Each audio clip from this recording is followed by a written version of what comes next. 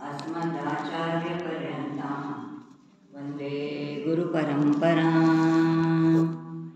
मन्नाथ श्री जगन्नाथ मद्गुरु श्री जगद्गुरु मदात्मा सर्वभूतात्मा तस्मै श्री गुरवे नमः।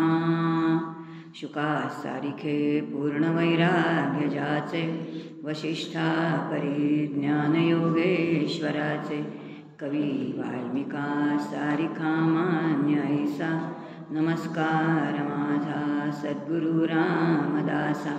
कृपा कटाक्षाचे किरणे मोहसमुद्राचे आटणे घडे जय त्या श्रीकृष्णे वंदू तयाते पंढरीनाथ महाराज की जय। पांडुरंगाला वंदन करते।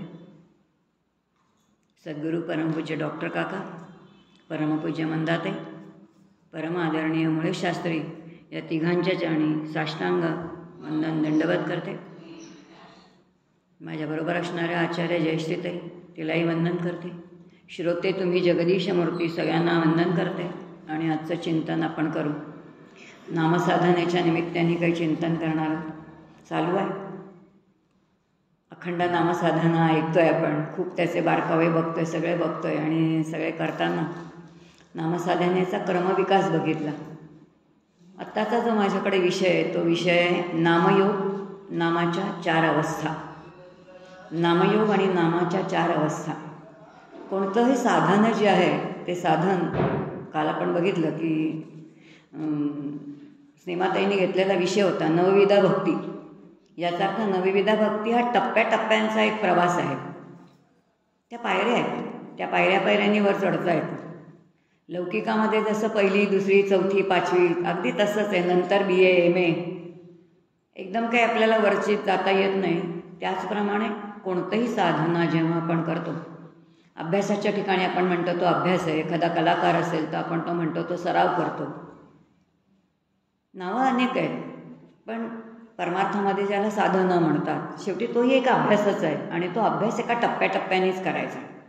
म्हणून नामसाधनेच्या सुद्धा नेमकेपणाने टप्प्या दिलेले आहेत। आणि ते काही टप्पे जे दिलेले आहेत ते संतांनी दिलेले आहेत, शास्त्रांनी दिलेले आहेत। शास्त्रशुद्ध नामसाधना म्हणजे काय आपण बघत होतो। नामसाधनेचं वैशिष्ट्यच खूप छान आहे। परमात्मा अत्यंत निरुपाधिक आहे, त्याला कोणतीही उपाधी नाही। तो निर्गुण निराकार आहे। परमात्मा निर्गुण निराकार तर त्याचं नामही निर्गुण निराकारच आहे। नाम निर्गुण निराकार आहे आणि म्हणून नामसाधना जी आहे ती नामसाधनासुद्धा शास्त्रशुद्ध नामसाधना ही उपाधिरहित आहे। त्याला कोणतीही उपाधी नाही। कशी उपाधी नाही? खूप शास्त्र छान विचार करतात। शास्त्रांनी असं म्हटलं की नवविधा भक्तीचे जर 9 टप्पे बघितले, त्यातलं श्रवण बघा, बोलणारं कोणीतरी पाहिजे, ऐकणारं कोणीतरी पाहिजे। कीर्तन बघितलं तर कीर्तन करणारं कोणीतरी पाहिजे, ऐकणारं कोणीतरी पाहिजे। पादसेवन बघितलं तर श्रीगुरु पाहिजेत आणि भक्त पाहिजे। पुढे अर्चना भक्ती आहे, परमात्मा पाहिजे समोर, घरामध्ये देवघरातले देव पाहिजेत आणि त्याचं पूजा करणारा उपासक पाहिजे। वंदन ज्याला करायचं आहे तो वंदन ज्याला करायचं आहे ते तत्व पाहिजे, करणारा पाहिजे। दास्यभक्ती ज्याची करायची आहे, ज्याचं करायचं आहे तो सेवक भाव म्हणून स्वामी पाहिजे आणि दास पाहिजे। सख्य करायचं असलं तर तिथेही 2 जण पाहिजे। आत्मनिवेदन भक्तीमध्ये चंचळ आणि ज्याला आपण जड आणि चंचळ म्हणतो तिथपर्यंत पुन्हा द्वैताचाच प्रवास आहे। फक्त एकच आत्मनिवेदन भक्ती म्हणजे ज्याच्यामध्ये म्हटलं आहे की नामसाधना जी आहे ती निरुपाधिक कशी आहे तर एकट्या जीवाचा अंतरंगाचा पूर्ण विकास करून घ्यायचा आणि त्यासाठी अंतरंगामध्ये त्यांनी स्वतःची केलेली जी साधना आहे ती नामसाधना आहे। ज्या नामाच्या साह्याने तो आपल्याच अंतःकरणामध्ये एक सुंदर छान शब्द वापरला आहे शास्त्रांनी, त्याला साको म्हणजे कच्चा पूल। जसं या तीरापासून त्या तीरापर्यंत जायला आपल्याला पूल हवा असतो, तसा देहभावाकडून देवभावापर्यंत जाण्यासाठी आतमध्ये अंतरंगामध्ये आपणच एक साकव तयार करायचा, तो उपासनेचा असतो। आणि ती कोणती साधना आहे तर ती नामसाधना आहे। म्हणून एकटा जीव आहे, दुसरं कोणी आहे का? एकट्याने करायचे, बाहेरची उपाधीच नाही त्यात। अत्यंत उपाधिरहित असं असणारं साधन कोणतं आहे तर ते नामसाधन आहे। आणि म्हणून सगळ्या संतांनी एकमुखाने, ज्याचा कोणताही सगळ्या संतांनी आपल्याच नाही बरं का, अनेक संप्रदाय आहेत आपल्याकडे, अनेक संप्रदाय आहेत, अनेक पंथ आहेत. तथाकथित ज्याला आपण म्हणतो की ज्या धर्माचं आपण नावही घेत नाही, आपण विरोधामध्येच म्हणतो. धर्म कोणताही असू दे, धर्म ही माता आहे. कोणताच धर्म, ती जर आई असेल तर आपल्या लेकराचं वाईट चिंतणार नाही. लोक त्याचा वाईट वापर करत असतील, पण कोणत्याही धर्मामध्ये जरी आपण आज ज्याला तथाकथित जे आपण म्हणतो की आजूबाजूला जे धर्म आहेत आपल्या, त्या प्रत्येकांमध्ये एक स्मरणी आहे. त्या स्मरणीचं जी रचना आहे ती वेगळी आहे, पण मणी त्यालाही आहे. याचा अर्थ कोणताही पंथ असू दे, कोणताही धर्म असू दे, कोणालाही नामसाधन अमान्य असं नाहीच आहे. इतकी ती शास्त्रशुद्ध आहे. आणि ती जर शास्त्रशुद्ध असेल तर तुकोबारायांनी असं म्हटलं आहे किंवा समर्थ असं म्हणत आहेत की सगळ्या जगाला जो त्यांनी सगळ्या संतांनी मुक्तपणाने, तुकोबाराय म्हणत आहेत की संतांनी किंवा वेदांनी जो केलेला मुक्त उपदेश आहे, त्या उपदेशामध्ये एक साधन सगळ्यांचं समान आहे. आणि ते कोणतं असेल तर ते नामसाधन. मग नामसाधनामध्ये नामयोग आहे. मग नामयोग हा शब्द तरी शास्त्रामध्ये आहे का? हा आपल्याला कुठे फारसा बघायला मिळत नाही. आत्ताचं जे परमार्थ विज्ञान आहे त्याच्या आधीचं एक पुस्तक होतं संतांचं भक्ती विज्ञान, आठवत असेल तर त्याच्यामध्ये नामयोग हा वेगळा दिलेला होता. तो जो नामयोग आहे, याचा अर्थ नामयोग हा वेगळेपणाने कुठे तसा दिसत नाही, पण शास्त्राने बुद्धिपूर्वक त्याचा पुरस्कार केलेला आहे. मग हा कशासाठी केलेला आहे? म्हणून नामयोग, नामाच्या 4 अवस्था, त्याचे जे 4 टप्पे, असा सगळा जो काही शास्त्राचा भाग आहे तेवढा आपण आज बघणार आहोत. योग या शब्दाची जेव्हा व्युत्पत्ती दिलेली आहे तेव्हा योग युज्यते येन इति योगः, ज्या साधनाने परमात्म्याशी एकरूप होता येतं त्यालाच काय म्हणतात, ते योग म्हणतात. आपण परवापासून हे बघतोय की नामाच्या साह्याने नामीशी आपल्याला एकरूप व्हायचं आहे आणि म्हणून तो योग सांगितलेला आहे. याला अनुसरून नामाला यथार्थाने योग असं म्हणता येईल. आणि मग हे करताना त्यांनी म्हटले की काही गोष्टी नक्की लक्षात ठेवायचा. जेव्हा आपण नाम म्हणतो तर नामाने जो नामधारक आहे त्या नामधारकाचा देवाशी संबंध जोडला जातो, देवाशी नातं प्रस्थापित होतं. आणि आता नातं प्रस्थापित व्हायचं असेल, आता इथे मात्र पुन्हा मेघ आहे. आम्ही देवाची पूजा करतो, देवघरामध्ये आमच्या देव असतात, पण त्या देवाची पूजा करताना कशी करतो ते आम्हालाच माहिती आहे. एकदम घेतो, आंघोळ घालतो, सगळं काही करतो. सगळी करताना आपला गोंधळ. मला आठवतं आहे की ज्या एक दिवस मी अशीच पूजा करत होते, सुनील दादा घरी आले होते, त्यांनी माझी पूजा बघितली, काही बोलले नाहीत ते. आणि मग पूजा झाल्यानंतर म्हणाले, अलका ते एक प्रश्न विचारू का तुम्हाला? म्हटलं विचारा ना दादा, काय म्हणतात. आणि त्यांनी मला पहिला प्रश्न विचारला, का तुम्ही घरातले सगळे एकदमच आंघोळ करता का? मी खूपच हसले, आत्ता जसे पण हसलात तसेच. ते म्हणाले, किती दिवस दासबोध वाचताय, किती दासबोधाची पारायणं झाली, जे जे आपण असं पाहिजे ते भगवंताचं पाहिजे येणे प्रकारे की जे पूजा, हे समर्थांचं वचन किती वर्ष ऐकताय, किती वाचताय, किती पारायणं झाली, पण तरीसुद्धा देवाचं पूजन असं करताय. लक्षात घ्या, दासबोध वाचूनसुद्धा आपली बुद्धी नाही सूक्ष्म झाली, जोपर्यंत संतांनी सांगितलं नाही तोपर्यंत. म्हणजे देवाला जे मला गरम पाणी पाहिजे त्याला गरम पाणी पाहिजे, मला उत्तम वस्त्र पाहिजे त्याला उत्तम वस्त्र पाहिजे, मी 10 वेळा कुंकू लावताना माझ्या आरशामध्ये बघते ते व्यवस्थित आहे की नाही. पण देवाच्या डोक्यावरती असं तरी असतं की कधी वाटत नाही की त्याच्या डोळ्यामध्ये कुंकू जाईल, कारण ते चैतन्याने परिपूर्ण आहे असंच वाटत नाही. म्हणून तिथे नातं जोडणंच नाही आहे. नातं जर जोडायचं असेल देवाशी तर ते चैतन्याने परिपूर्ण ह्या पहिल्यांनी भाव धरला पाहिजे. नामाच्या साह्याने जेव्हा आपण देवाशी असं नातं जोडू तेव्हा नातं जोडणं हे अतिशय महत्त्वाचं आहे. म्हणून नारदभक्ती सूत्रामध्ये 11 प्रकारची नाती भक्तांनी भगवंताशी कोणती कोणती जोडायची आहेत ती दिलेली आहेत. मग मातृभाव असेल, सेवेसेवक भाव असेल, पितृभाव असेल, काका असेल, बंधू असेल, सखा असेल, काही ना काहीतरी, पण देवाशी एक नातं जोडलं पाहिजे असं सांगितलेलं आहे. मग नामधारकाचा नामाच्या द्वारे देवाशी म्हणजे त्या अधिष्ठानाशी जो संबंध आहे तो संबंध कसा आहे, तो तादात्म्य संबंध आहे असं आपल्याला शास्त्र सांगतं. आणि तादात्म्य याचा अर्थ बर्फ आणि पाणी याचा जसा संबंध आहे, बर्फातलं पाणी काढून टाकलं तर बर्फाचं अस्तित्व शिल्लक राहणार नाही. ते त्याचे शेकूर, किंबहुना ते त्याचं दुसरं रूपच आहे. अगदी तसं नामाचा आणि परमात्म्याचा संबंध कसा आहे, तर तो अशा प्रकारचा संबंध आहे. आणि मग असं हे जे नाम आहे, त्या नामाच्या संदर्भामध्ये तुकोबाराय म्हणतात, अच्युताचा नामयोग हाची छंद. तुकोबारायांचा शब्द आहे, अच्युताचा नामयोग हाची छंद. याचा अर्थ नाम हा योग आहे. या नामाच्या साह्याने आपल्याला परमात्म्याशी एकरूप व्हायचं आहे. आणि हा छंद कधीतरी आपण घेतला पाहिजे. तुकोबारायांना जो जडलेला आहे तो छंद ते आपल्याला लावण्याचा प्रयत्न करतात. आणि मग पुढे ते म्हणतात की यारे यारे लहान थोरं, काय करा, जाती बल त्या नारीवर कोणी या, पण नाम घ्या. समर्थही म्हणतात की चहुवर्णा नामाधिकार.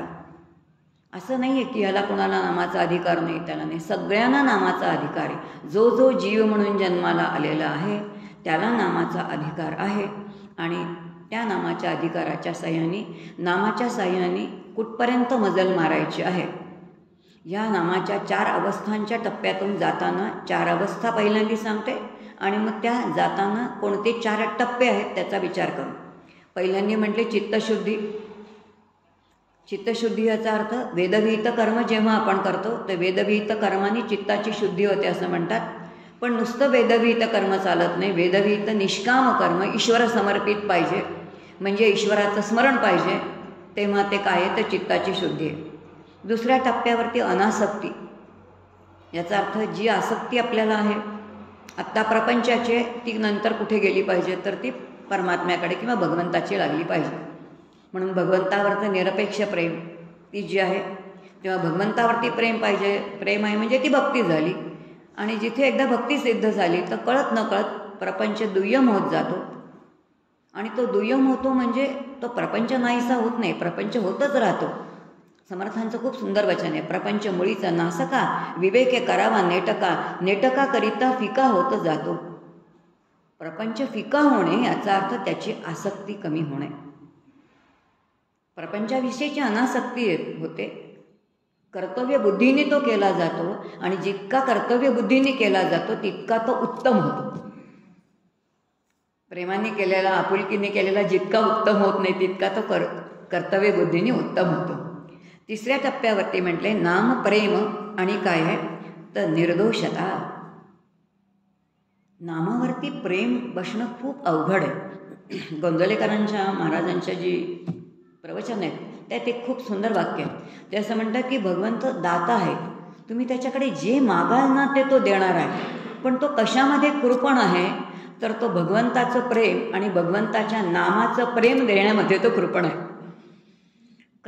त्याचं कारण काय असेल, त्याचं कारण आपल्याला भागवतामध्ये बघायला मिळतं. जेव्हा त्या यशोदेनी श्रीकृष्णाला उखळीला बांधलंय तेव्हा नारायणाच्या मुखामध्ये एक श्लोक आहे. त्या श्लोकामध्ये तो भगवान श्रीकृष्ण म्हणतात, भक्ताला काही देणं परवडतं पण त्याला भक्ती देऊ नये. कारण भक्ती दिली ना तर ती त्याला नुसती भक्ती देताच येत नाही, त्या भक्तीबरोबर त्याला भक्ती, मुक्ती आणि भुक्ती सगळंच द्यावं लागतं. आणि त्या भक्ताच्या स्वाधीन मला राहावं लागतं. म्हणून मलाही उखळाला बांधून घेणं आहे.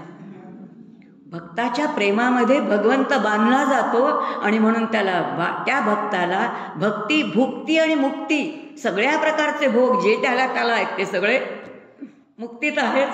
सगळं देणं आहे. काय ईश्वराचं देणं आहे? कशाच्या साह्याने? नामाच्या साह्याने. म्हणून नामाचं निरपेक्ष प्रेम, कारण तो परमात्मा निर्दोष आहे. निर्दोषाची भक्ती केल्यानंतर निर्दोषाची प्राप्ती आहे, ही होणारी आहे. हा तिसरा टप्पा सांगितलाय. आणि चौथा टप्पा सांगितलाय नामफल. मग नामफलामध्ये सुद्धा 3 टप्पे सांगितले.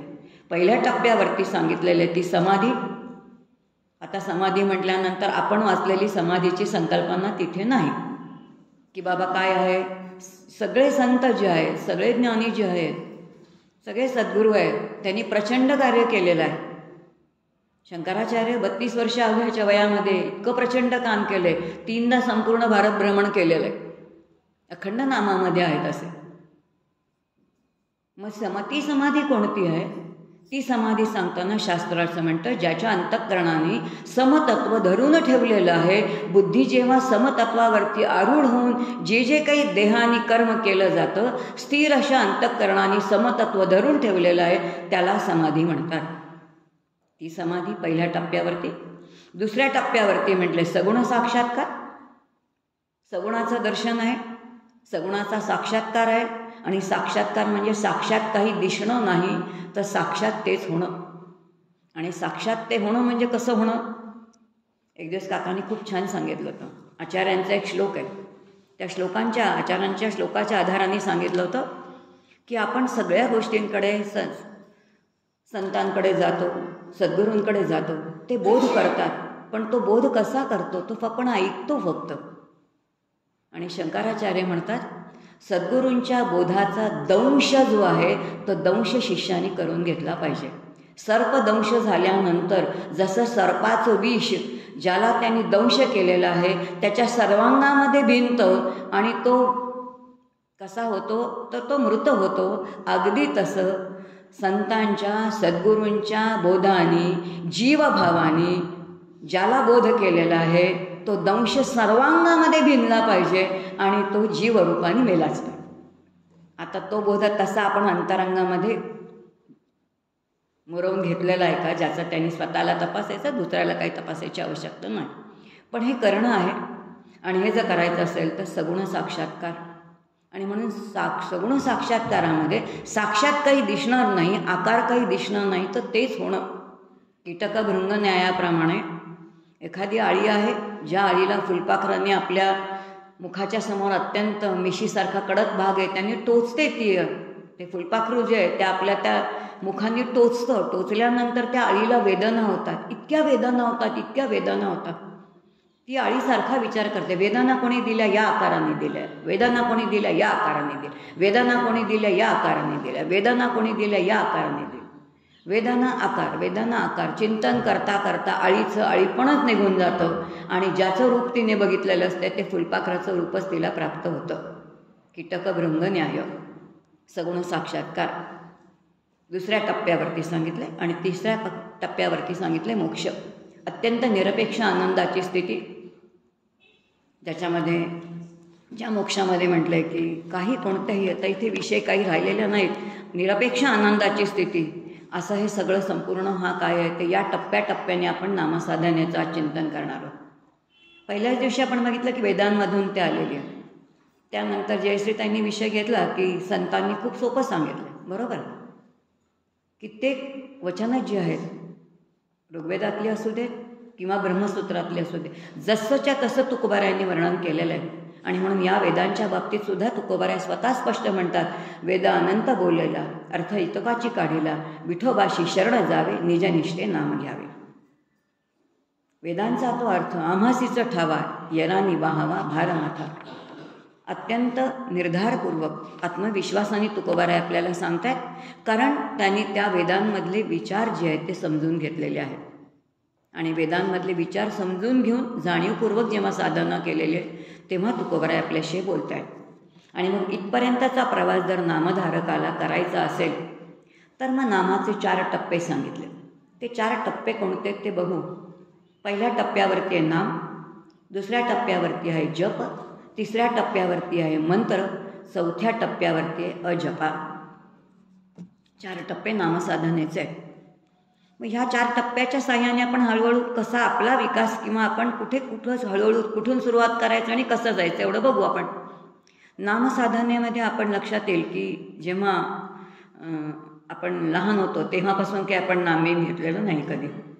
पण गंमत अशी आहे जेव्हा आम्ही खूप लहान होतो, काही कळत नव्हतं आपल्याला, 1-2 वर्षाचे होतो, अत्यंत निरागस होतो, निष्पाप होतो, तोपर्यंत आपल्या घरी आपली आजी, आपली आई, आपले बाबा आपल्याला असं सांगत होते की काही चुकीचं करू नकोस बरं का, बाप्पा बघतोय.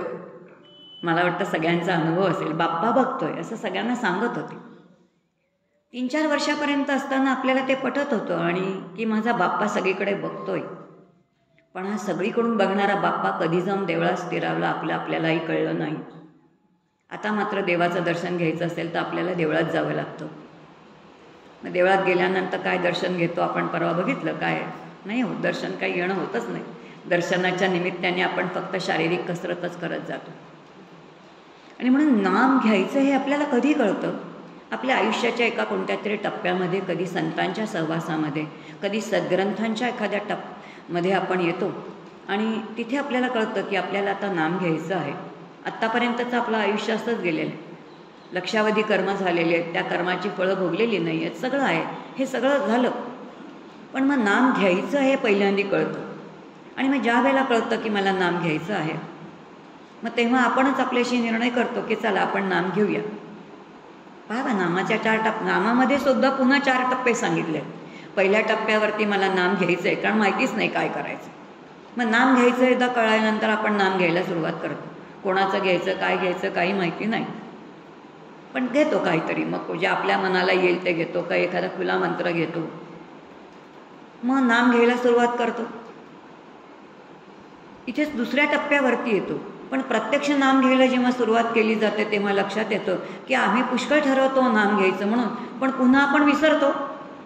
मग तिसऱ्या टप्प्यावरती आपल्याला बुद्धीचा निश्चय, आपल्याला निर्णय करावा लागतो की आता मला आठवणीने नाम घ्यायचं आहे बरं का, नाम घ्यायला विसरायचं नाही आहे, हेही मला सांगावं लागतं. मग तिसऱ्या टप्प्यावरती आपण येतो की आता मला आठवणीने नाम घ्यायचं आहे. मग काही दिवस आपले असे जातात, या टप्प्यापर्यंत काही साधना होते, आठवणीने आपण नाम घेतो, आठवणीने नाम घेतो.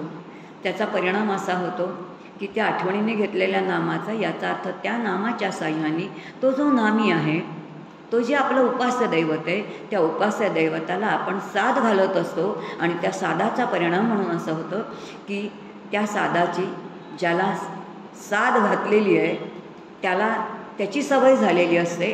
आणि इथे चौथ्या टप्प्यावरती एखाद दिवशी तो नामधारक किंवा तो जीव किंवा तो भक्त नाम घ्यायला विसरतो. त्यावेळेला त्याला आतून कोणीतरी सांगतं, बा जीवा तू नाम घ्यायचं विसरलायस बरं.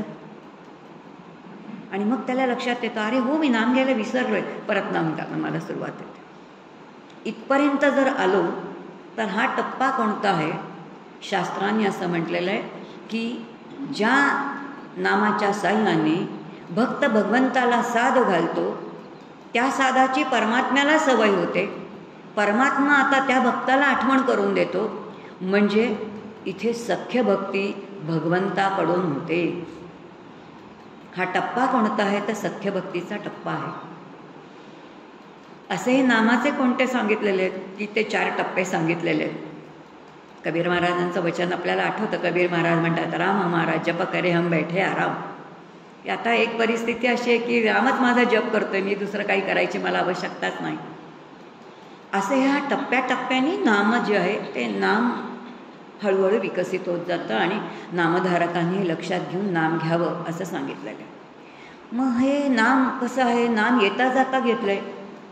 नामसाधना म्हटल्यानंतर बैठकीची वेगळी आहे, त्याला नामसाधना नाही म्हणत.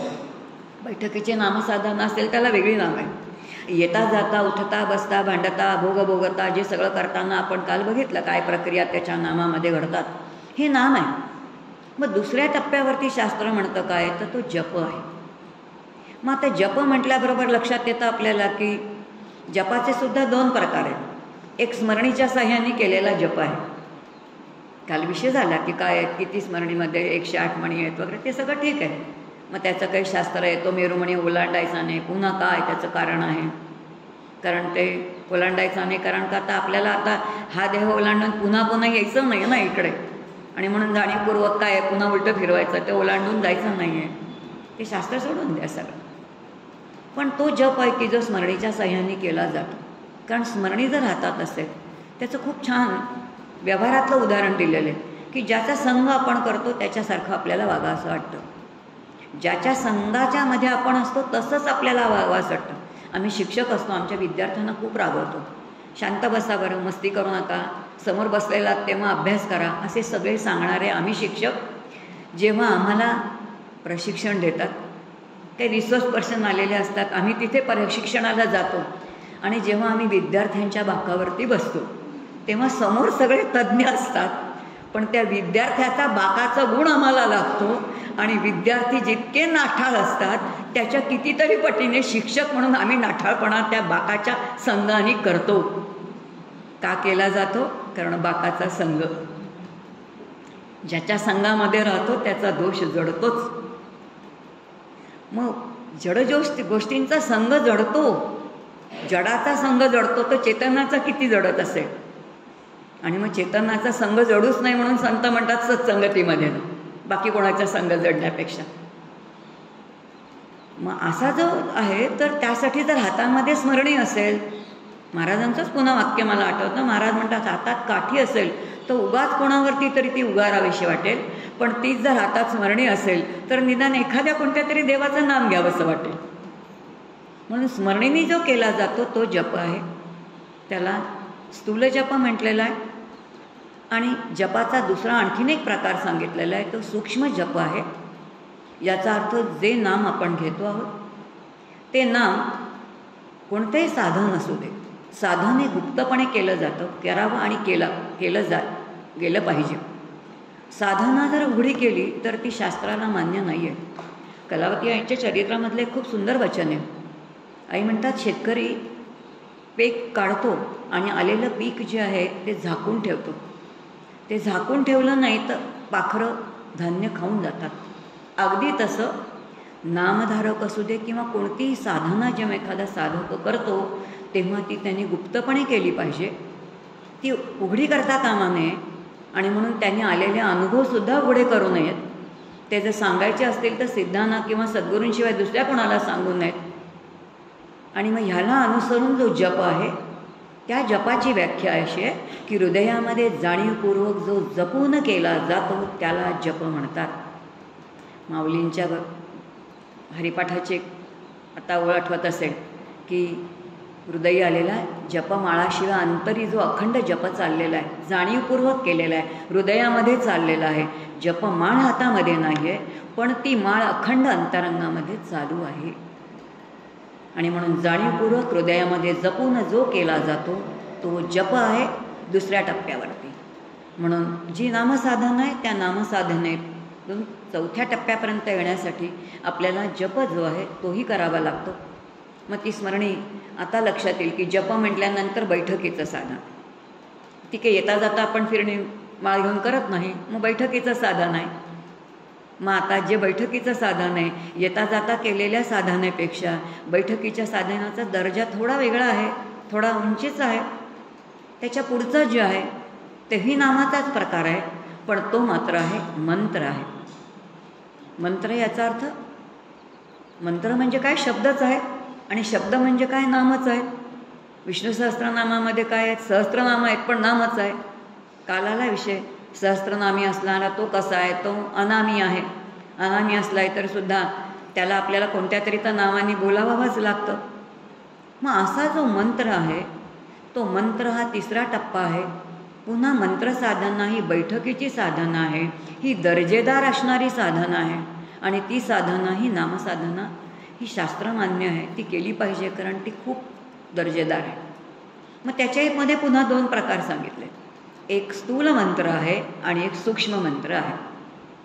मग स्थूल मंत्र कोणता आहे, जो आपलं नाम आपल्याला दिलेलं, कोणतंही नाम असू दे. तर नाम कोणतं दिले, प्रत्येकाचं नाम आहे. ओम नमः शिवाय असेल, कोणाचं श्रीराम जयराम जय जयराम असेल, कोणाचं दिगंबराज असेल, कोणाला गणपतये नमः, कोणाला नारायण नारायण असेल.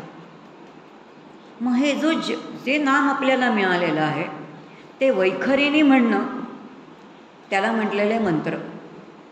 आता मंत्र म्हणताना एका जागी मांडी घालून बसलेलो आहोत, सुखासनामध्ये बसलेलो आहोत. आणि वैखरीने जेव्हा म्हटलं जातं तेव्हा वैखरीने म्हटलेला जो जप आहे तो म्हणताना लक्षात येईल तो कसा तरी म्हटला जातच नाही. कळत न कळत त्याच्यामध्ये एक ताल येतो, त्याला एक लय येते.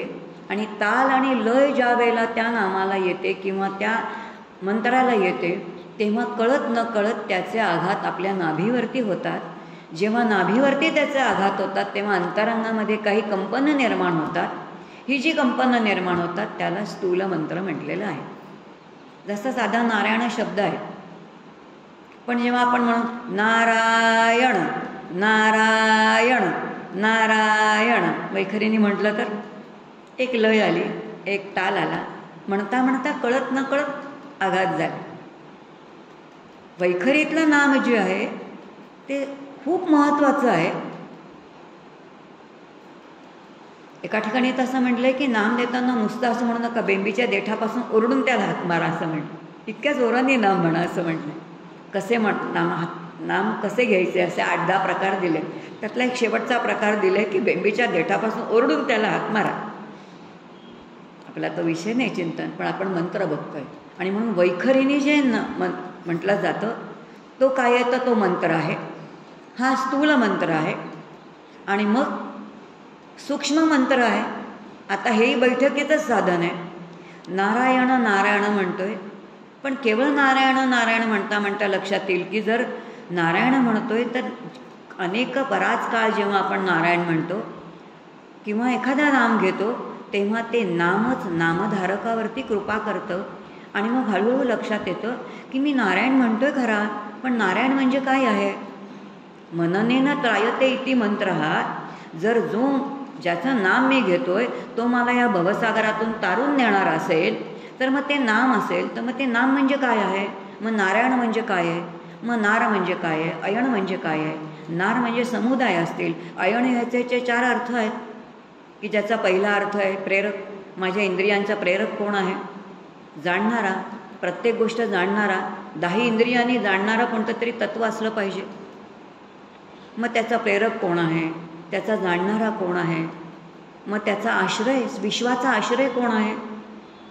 मग जे विश्वामध्ये ज्यांनी जे काही केलेलं आहे तत्सृष्ट्वा तद अनुप्राविशत, त्यांनी जे विश्वामध्ये निर्माण केले त्याच्यामध्ये त्यांनी प्रवेश केलेला आहे. याचा अर्थ त्यांनी जे निर्माण केले त्याच्यामध्ये तो राहिलेला असेल तर जे नाम मी घेतोय तर ते नाम, त्या नामाचा नामी आणि घेणारा, त्या दोघांच्या आतमध्ये राहणारा निवासस्थान पण तेच आहे.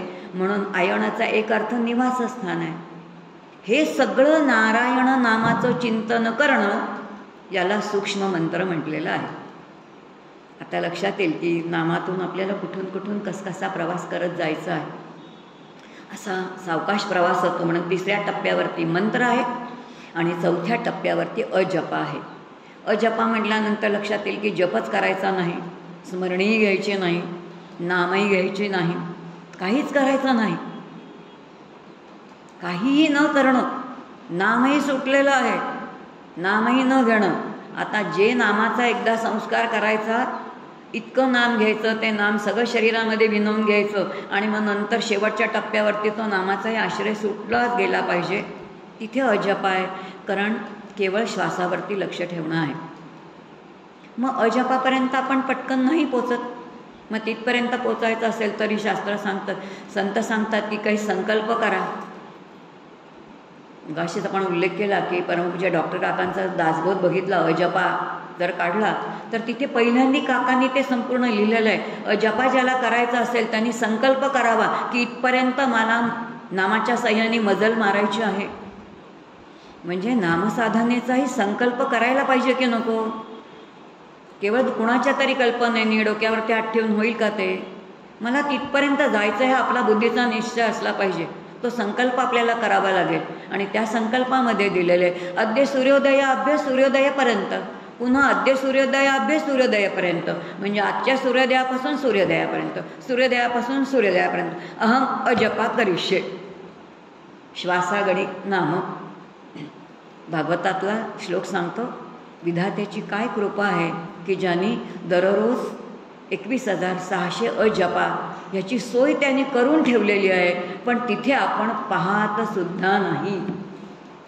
तिथे केवळ बघणं, आणि हे बघणं म्हणजे काय आहे, अजपा आहे. काहीच करायचं नाही आणि काहीच करायचं नाही फारच अवघड आहे. कारण आपल्याला काही सांगितलं काहीच करू नका, नुसतेच बसू शकू का हो?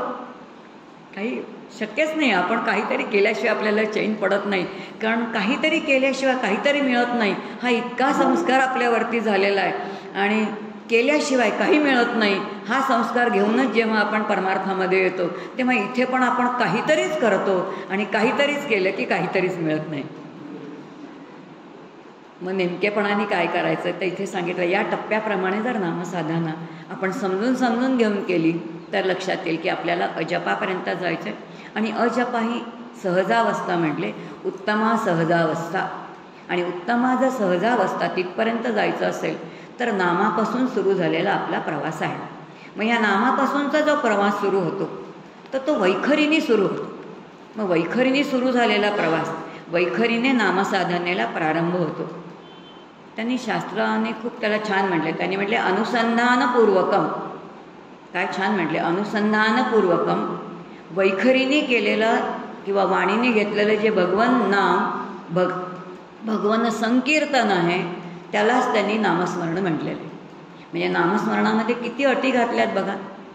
भगवन नाम असलं पाहिजे. मग अशी उल्लेख केला की नुसतं मुखाने नाम नाही म्हणायचं. गमतीने काका म्हणतात की आमच्या घरी एक यंत्र आणून ठेवले, ते यंत्रही नाम म्हणतं आणि तसंच माझ्या कंठामध्ये एक काय ठेवलेलं आहे की तिकडेही एक यंत्र आहे स्वरयंत्र नावाचं, तेही जडच आहे आणि केवळ त्या स्वरयंत्राने मी नाम म्हटलं तर त्याचा काहीच उपयोग नाही. स्वरयंत्रामधून जर नाम येत असेल तर त्यावर जे आपलं उपास्य दैवत आहे त्याच्या प्रेमाच्या अंतःकरणाचा ठसा, जसं त्या टांगसाळीमधून नाणी बाहेर पडतात तसं मुखातून जेव्हा नाम बाहेर पडतं तेव्हा त्याच्यावरती भगवन नामाचा प्रेमाचा ठसा त्या नामावरती उमटला पाहिजे. आता तो उमटतो का? आपणच आपल्याला तपासायचं. कोणी तपासायचं? आपणच आपल्याला तपासायचं. आणि म्हणून वैखरीने इथे नाम सुरू होतं. वैखरीचा नामाचं खूप सुंदर वर्णन केलेलं आहे. तुलसीदासांनी खूप छान वर्णन केलं. तुलसीदास म्हणतात वैखरीतलं नाम म्हणजे काय आहे तर तो उंबरठ्यातला दिवा आहे. आत्ता दिवाळी आली, आम्ही सगळ्यांनी आपल्या उंबरठ्यामध्ये दिवे लावले. एरवी आपण दिवे लावतच असतो, पण दिवाळीमध्ये वेगळे दिवे लावतो आणि उंबरठ्यामध्ये दिवा लावतो. त्या उंबरठ्यातल्या दिवाचा प्रकाश वेगळा आहे.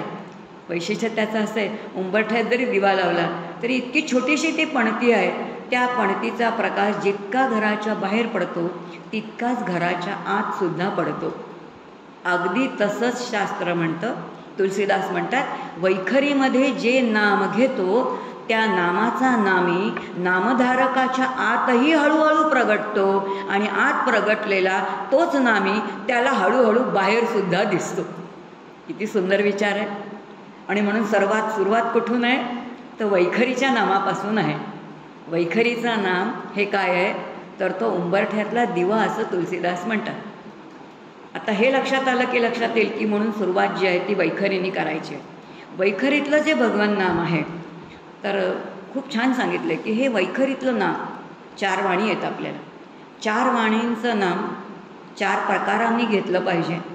4 प्रकारांनी घेतल्यानंतर काय काय प्राप्त होतं शास्त्राने सांगून ठेवलं. अगदी शास्त्रशुद्ध आपण बघू काय काय सांगितलेलं.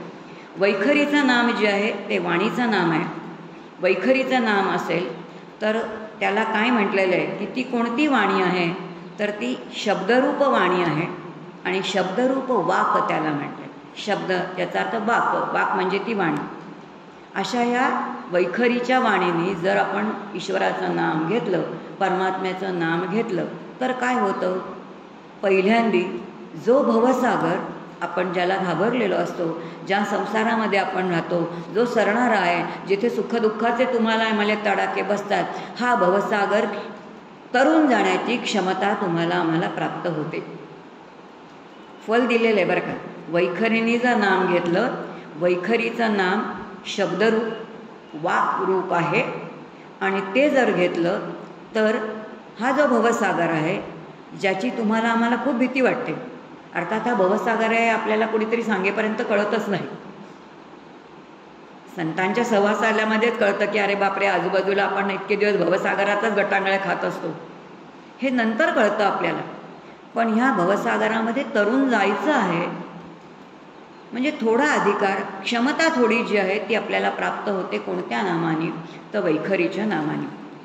दुसरी वाणी जी आहे ती मध्यम आहे. त्या वाणीला म्हटलं ही कशी आहे, ही मनोगत म्हटले.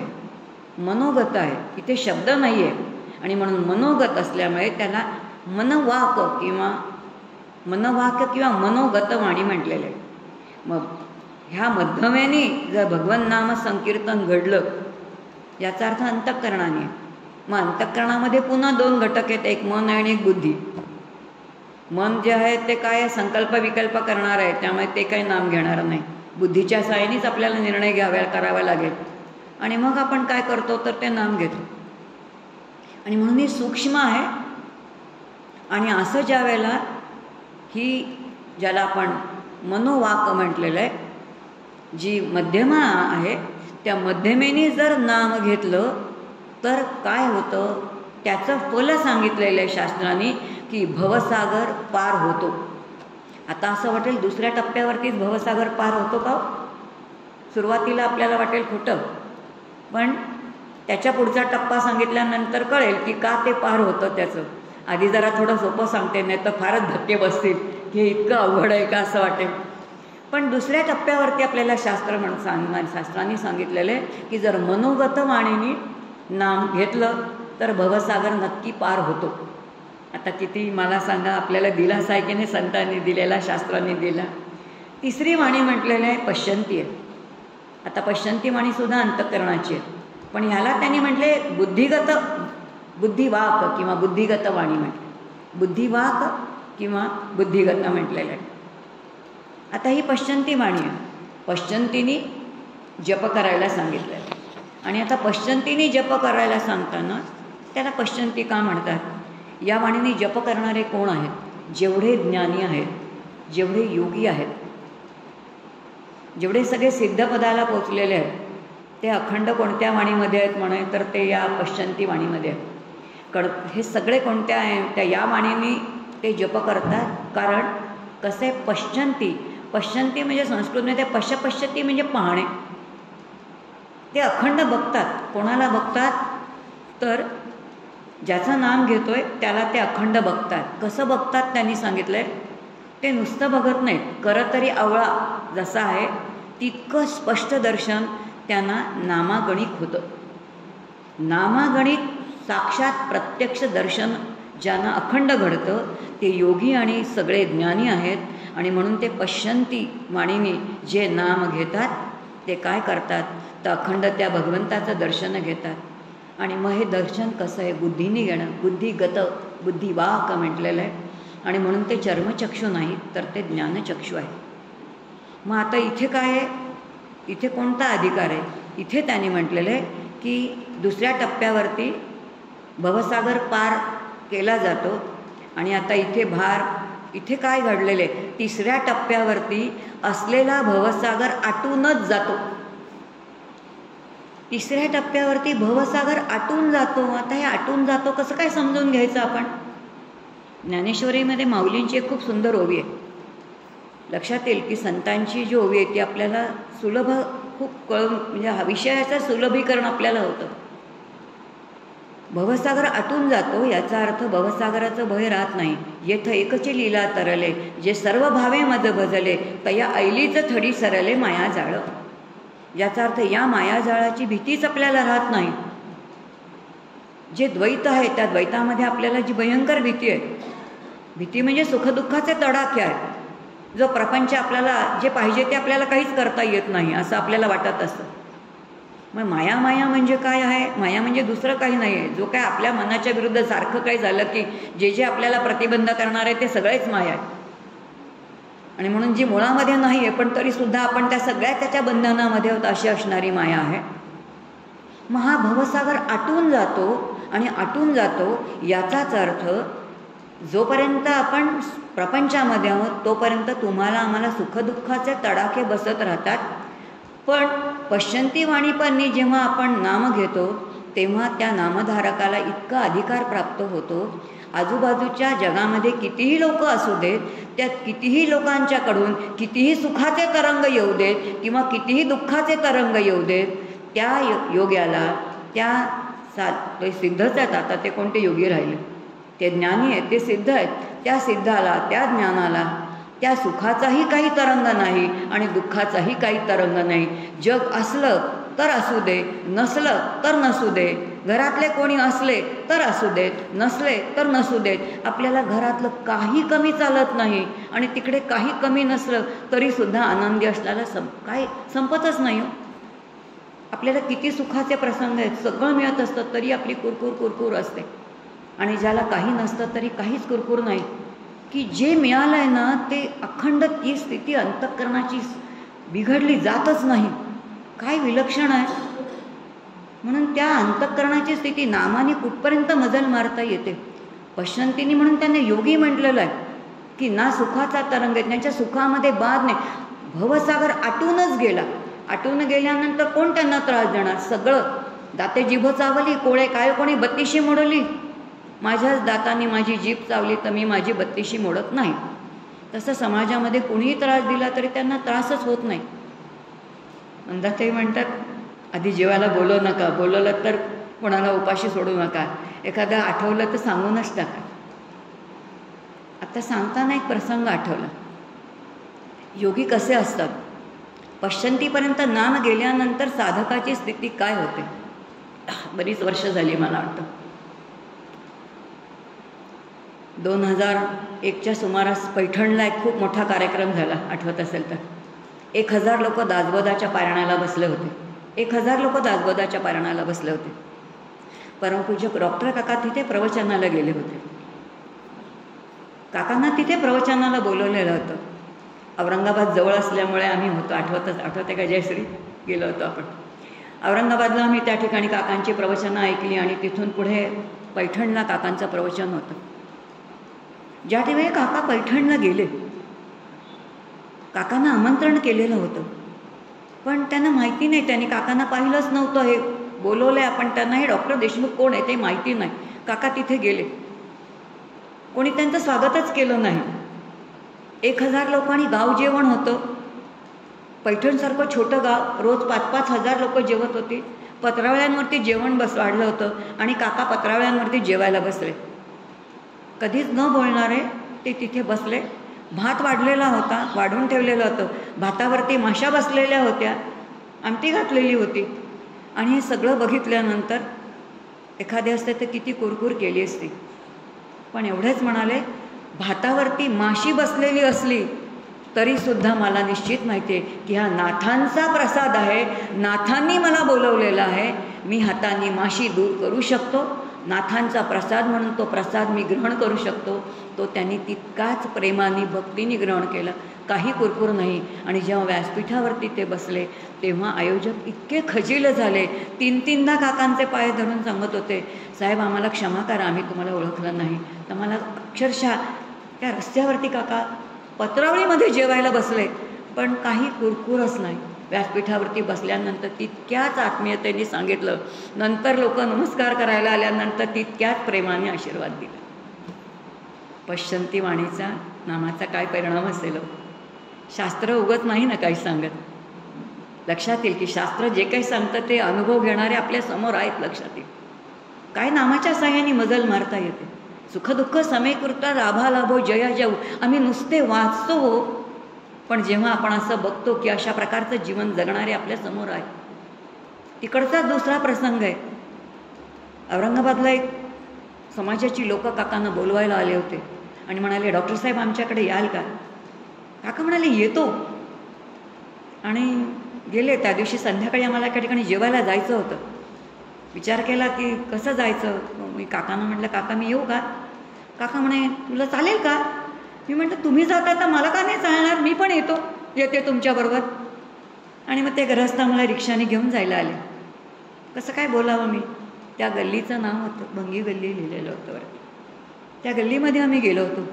पण इतकं सुंदर, इतकी स्वच्छता होती, रांगोळ्या काढलेल्या होत्या, सगळं केलेलं होतं. काका तिथे इतके आनंदाने बसले, इतके सुंदर राहिले, काही कुरकुर नाही. म्हणजे एकीकडे भातावरती काय होतं, माशा होत्या, त्याही तितक्याच प्रेमाने खाल्ल्या. याही गल्लीमध्ये गेले, पण याही गल्लीमध्ये गेल्यानंतर मी काही कोणी वेगळा आहे काय आहे काही नाही. खोळच नव्हती हो कोणती. मगाशी म्हटलं ज्याने कधी खोळ घातलीच नाही, कोणतीच आणि कसलीच घातली नाही. बस अलौकिक न व्हावे, बस कोणतंच अलौकिकपणा ज्याने आपल्यावरती घेतलेला नाही. किती साधं राहावं, किती राहावं. ज्ञानचक्षु पश्यंतीने अखंड कर्तव्य अवयाप्रमाणे अखंड दर्शन घेत आहेत. आणि अखंड दर्शन घेत असताना, आणि म्हणून ही वाणी कोणती आहे तर पश्यंती वाणी आहे. आणि या ठिकाणी भवसागर आटूनच जातो, त्यामुळे कोणता त्रासच नाही. आणि म्हणून सुखही नाही दुःख नाही. काका नेहमी म्हणतात, भक्त जो आहे त्यांनी इथपर्यंत मजल मारली पाहिजे. सुखाचा तरंग आयुष्यामध्ये येईल, तोही परतवून लावता आला पाहिजे. दुःखाचा तरंगही परतून लावता आला पाहिजे. हे दोन्ही परतवून लावणं ज्याला जमतं तो पुरुषार्थ कमवण्याचा आहे. आणि ही कमवण्याची गोष्ट म्हणजे पुरुषार्थ आहे. पुरुषार्थ हा प्रत्येकाने साधनाने कमवायचा असतो. मग नामसाधनेने कमवा, चिंतनाने कमवा, लयचिंतनाने कमवा, तत्त्वज्ञानाने, कोणत्याही साधनाने जो आपला पिंड आहे त्या पिंडाने करणं, पण तिथपर्यंत जाणं मात्र आवश्यक आहे. तिसरा टप्पा पश्यंती, योग्यांचं वर्णन केलं. चौथा टप्पा सांगितले परावाणी. किती सुंदर वर्णन केलं. परावाणी वर्णन करताना सांगितले एकाच वृक्षरूप शरीररूप वृक्षावरती 2 पक्षी राहतात. मंडक उपनिषदाचा श्लोक आठवतो, द्वा स्वपर्णा सायुजा सखया, त्याचंच वर्णन केलेलं आहे. तो श्लोक तिथे दिलेला आहे. एकाच शरीररूप वृक्षावरती 2 पक्षी राहतात. एक पक्षी जो आहे तो सगळे भोग बघतो इंद्रियांच्या साह्याने, आणि एक फक्त साक्षी रूपाने बघतो. जो कुटस्थ आहे, जो आत्मा आहे, तो नित्यतृप्त आहे, त्याला कोणते भोगच भोगावे लागत नाही. तो शिवरूप आहे, काहीच करत नाही. पण जीवरूप मात्र काय आहे, तो सगळे काय करतो तर तो सगळे इंद्रियांच्या मार्फत सारखा विश्वामध्ये जातो, नाना प्रकारचे भोग भोगतो, आणि तो भोग आणून काय करतो तर त्याला असं वाटतं की त्या भोगाने मी सुखी होईन. अशी ही जी वाणी आहे, त्या वाणीने ज्या वेळेला नाम येतं त्या नामाला म्हटलेलं आहे स्फूर्णानिष्ठ. स्फूर्णाम आहे किंवा काय आहे ते, तिथे फक्त स्फुरण आहे, बाकी काही नाही. म्हणून ती स्फूर्णानिष्ठ म्हटलेलं आहे. तिथे निष्ठा आहे, फक्त स्फुरण आहे, बाकी काहीच नाही. आणि तिथे कोणताही, म्हणून तिथे निराकारत्व आहे, सतत आहे. आणि म्हणून परावाणीने केलेलं भगवन नामस्मरण, ते संकीर्तन जे कोणी करणार आहेत त्याचा फल काय आहे सांगितलेलं आहे. खूप सुंदर सांगितलं आहे. पहिल्या इथे भवसागर आटण्याची क्षमता, दुसऱ्या टप्प्यावरती भवसागर आटून गेला, तिसऱ्या टप्प्यावरती भवसागर राहिलाच नाही म्हणून तो आटूनच गेला, दुसऱ्या टप्प्यावरती पार झाला, तिसऱ्या टप्प्यावरती आटून गेला म्हणून जगाचा सुख नाही, दुःख नाही, काहीच नाही.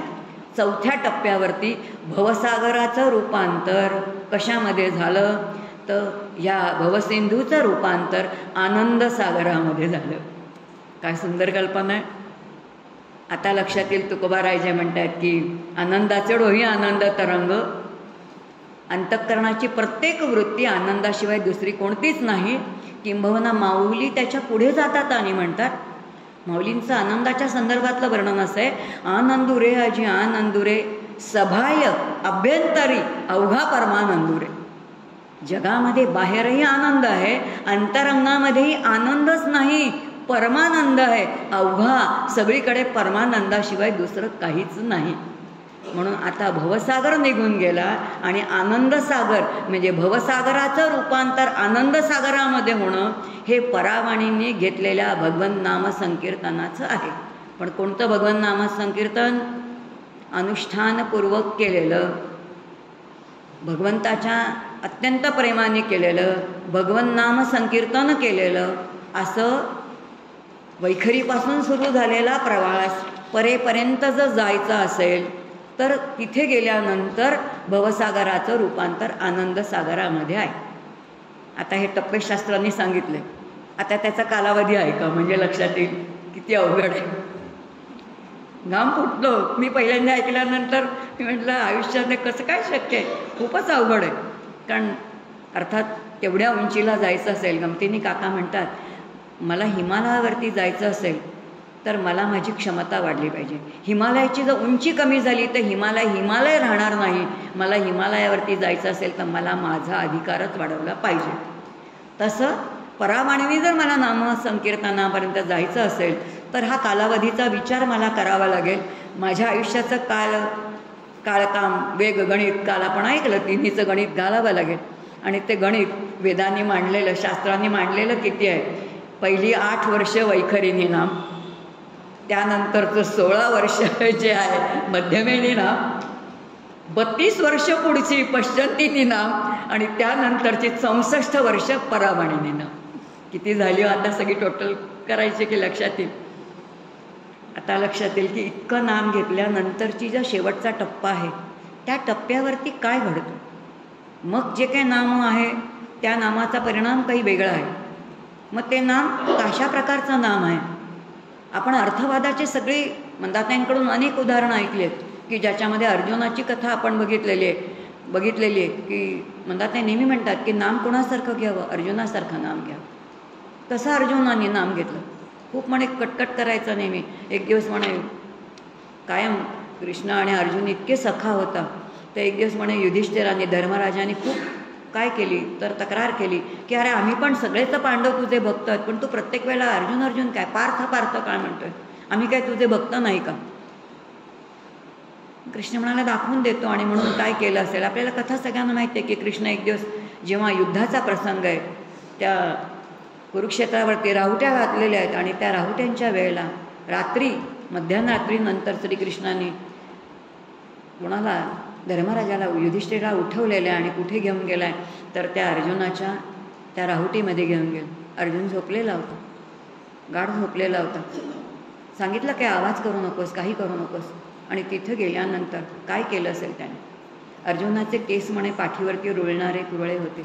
त्यांनी अलगद आपले अर्जुनाच्या केसांची एक बट उचलली आणि ती हातामध्ये धरली आणि त्या धर्मराजाला सांगितलं ह्याला कान लाव. आणि तेव्हा त्यांनी काय ऐकलं तर प्रत्येक कानातून एकच नाद ऐकला, तो म्हणजे कृष्ण कृष्ण कृष्ण. केवढं नाम आतमध्ये भिनलेलं असेल. याचा अर्थ इतकं नाम नसा नसामध्ये भिनावं लागतं. जशा जनाबाईच्या गोऱ्यामधून विठ्ठल विठ्ठल ऐकायला आलं, हे सोपं नाही आहे. अशा प्रकारचं नाम संतांनी घेतलेलं आहे. हाच प्रसंग तुकोबारायांच्या जीवनामध्ये आपल्याला बघायला मिळतो. तुकोबारायांची जी महती आहे ती एका कोणत्या तरी गावातल्या दूरच्या कोणीतरी एका ऐकली आणि त्याच्या मनामध्ये अशी जिज्ञासा निर्माण झाली की कोण आहेत तुकोबाराय, जाऊ आपण देहूला आणि बघू. आणि म्हणून ते गृहस्थ म्हणे कुठे आले, देहूला आले. केव्हा आले, पूर्वीच्या काळी काही वाहनं नव्हती हो, चालत चालत कुठेतरी प्रवास करत आलेले. चौकशी करत कुठून कुठून देहू गावापर्यंत येऊन पोचले आणि भल्या पहाटे येऊन पोचले. गावामध्ये चौकशी केली की तुकोबाराय कुठे राहतात. दाखवलं घर कोणीतरी. आणि तुकोबांच्या घरी गेल्यानंतर कोणी अनेक जण येत असणार, विचारल्या घरामध्ये तुकोबाराय कुठे. पत्नीने उत्तर दिलं दिशेकडे गेले. तेव्हाचे कुठे घरं आहेत काय, सेल्फ कंटेंट ब्लॉक वगैरे असं काहीच नाही, दिशेकडे गेले तसं सांगितलं. सकाळच्या वेळेला क्रियाकर्म करायला गेलेले होते. इतकी उत्सुकता होती बघायला तुकोबारायांना. कसे असतील हे, किती भक्त आहेत. कारण फक्त त्यांची कीर्ती ऐकलेली होती, सिद्धी ऐकलेल्या होत्या. शिवाजी महाराज गेलेले होते, सगळं शिवाजी रूप किती झाली आहेत हे सगळी महती ऐकून तो म्हणजे त्यांच्या दर्शनाला गेला. आणि ज्या वेळेला दर्शनाला गेला तर त्यांनी विचारलं दिशेला कुठे जातात. म्हणजे कुठे देतात माहिती नाही, कुठेही जातील, पण तिकडं आडोस आहे, गेले असतील असं कोणीतरी सांगितलं आणि तिकडे गेले ते. आणि तिकडे गेल्यानंतर जो भेटायला गेलेला तो भक्त होता, त्यांनी असं ऐकलं, तिथूनही त्यांनी तो विठ्ठल विठ्ठल विठ्ठल ध्वनी ऐकला आणि इतका संतापला तो. तुकोबाराय काही काळाने थोडा वेळ गेल्यानंतर परत आले आणि तो म्हणाला मी तुकोबारायांच्या दर्शनाला आलो होतो, पण मला असं कळलं तुम्ही खूपच अमंगळ आहात. दिशेला गेलेला आहात आणि तिथे बसल्यानंतर पण तुम्ही काय करताय तर त्या विठ्ठलाचं नाम घेताय. तेव्हा माझ्यासारखा मूर्ख माणूस कोणी नाही आहे, मी कशाला तुमच्या नामात तुमच्या दर्शनासाठी आलो आहे. मी आता त्यांनी स्वतःचीच निर्भत्सना करायला सुरुवात केली.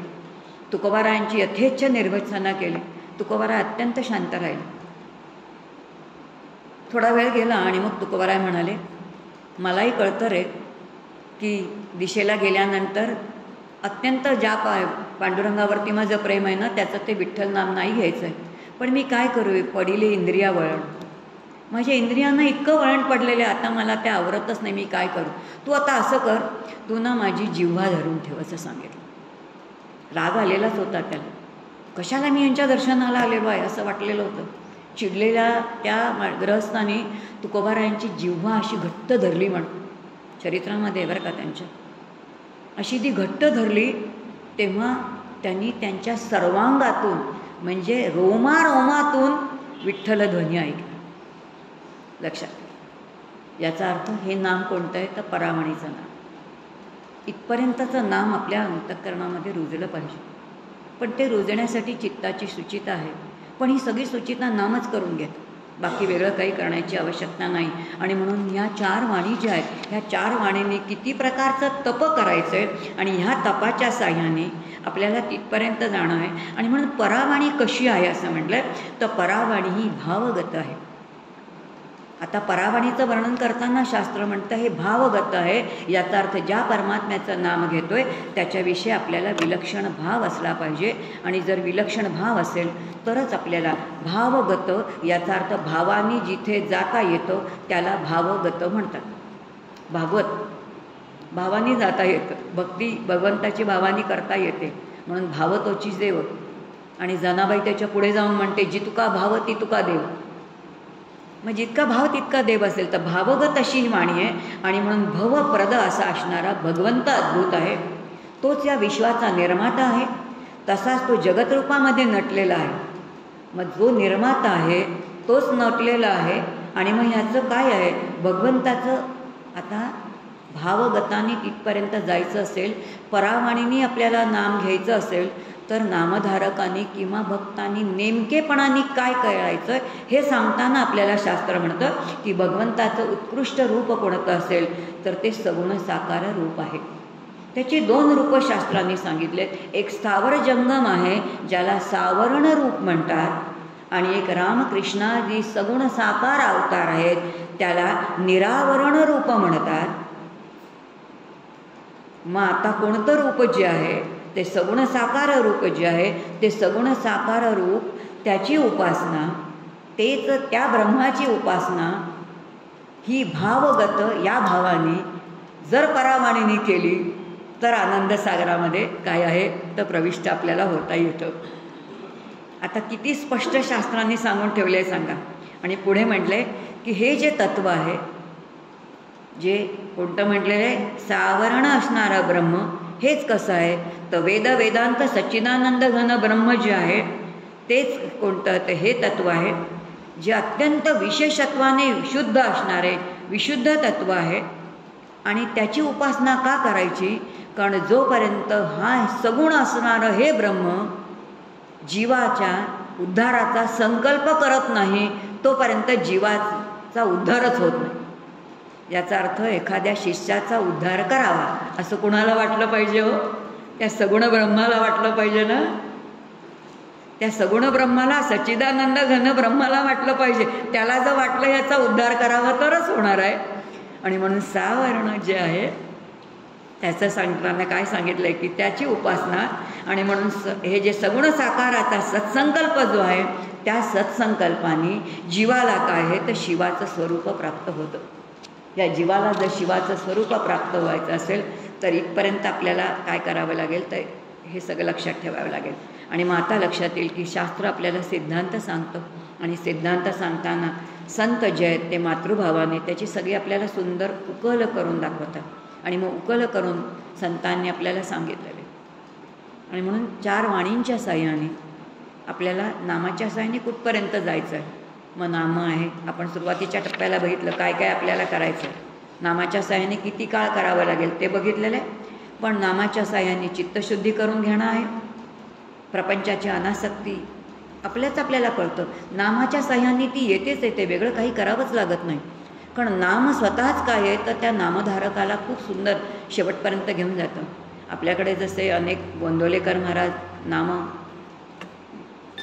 5:30 झालेत, वेळ झाली, मी थांबते. आपण पाहिजे तर प्रक्रिया उद्या बघूया. बराच वेळ गेला. आत्तापर्यंत केलेली सेवा परमपूज्य डॉक्टर काकांच्या चरणी पांडुरंगाच्या चरणी समर्पित करते.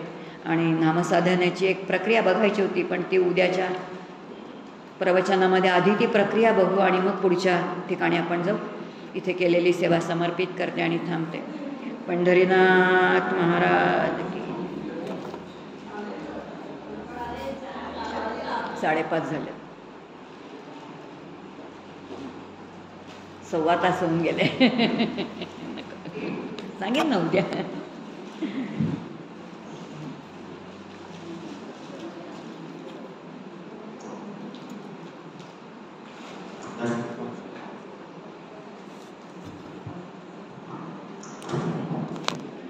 धन्यवाद मावशी. आजच्या